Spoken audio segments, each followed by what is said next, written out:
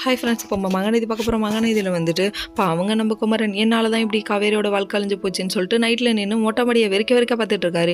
ஏன்ப்பா இப்படி பார்க்குறேன்னு சொல்லி இது கேட்டதுக்கு, நான் பணத்தை தொலைச்சதுனால தானே இப்படி ஒரு நிலைமை காவேரிக்குன்னு சொல்லிட்டு ஃபீல் பண்ணேன். கங்கா ஒரு பக்கம் வந்து ஆறுதல் சொல்கிறாங்களாமா, குத்தி காமிக்கிறதுன்னு குத்தி காமிச்சிட்டு ஆறுதலாக சொல்கிறேன் நீ இப்போ அங்கிட்டு அப்படிங்கிற மாதிரி ஆயிடுச்சு.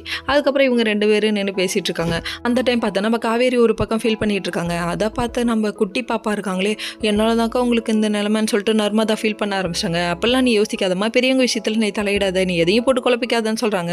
அதுக்கப்புறம் பார்த்தீங்கன்னா அந்த டைம் பார்த்து நம்ம விஜய் என்ன பண்ணுறாரு, நம்ம தாத்தாட்ட வந்துட்டு காவேரி இல்லாமல் என்னால் இருக்க முடியல, நான் பண்ண ஒரு சின்ன தப்புனால இவ்வளோ பெரிய விஷயமாயிடுச்சு, அதனால நான் போய் மன்னிப்பு கேட்டு கூட்டுறேன்னு சொல்லிட்டு வெளியே வர வந்து காவேரின்னு சொல்லி கூப்பிட்றாங்க. உடனே குமரனுக்கு கோவம் வந்துருச்சுங்க.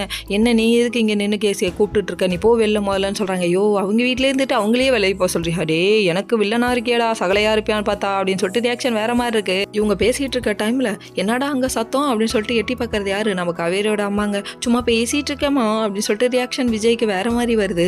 அதுக்கப்புறம் நீ எதுக்குடா இங்கே வந்தேன்னு சொல்லிட்டு சும்மா திரும்ப கேள்வி கேட்குறாங்க. சும்மா டென்ஷன் பண்ணாங்க ஆண்டி அப்படின்னு சொல்லிட்டு. அதுக்கப்புறம் நான் என் காவேரியை பக்கம் வந்தேன், காவேரிங்கிறாங்க. காவேரி ஒரு பக்கம் உள்ளுக்குள்ளேயே அழுதுகிட்டு மறந்தாயேன்னு பாட்டை போட்டு விட்டாங்களேடா பாப்பா, சாமி தாங்க முடியலடா, இவங்களை கஷ்டப்படுத்தாதீங்கடா, ரொம்ப கொடுமையாக இருக்குது, இதை பார்க்க முடியல, கண்ணீர் கரை புரண்டு ஓடுதுடாப்பா சாமி, முடியலடா, சீனை மாற்றுங்கடா அப்படிங்கிற மாதிரி இருக்குது.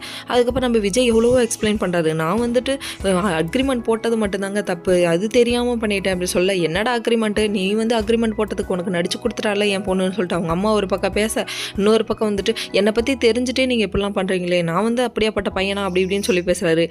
உன்னை பற்றி தெரியும்டான்னு சொல்லிட்டு கடைசியாக பேசுனது யார், அதாவது நம்ம யமுனா இருக்காங்களே அவங்களாம் பேசுகிறாங்க. புள்ள பூச்சிக்கெல்லாம் கொடுக்க முளைக்குது. Okay friends.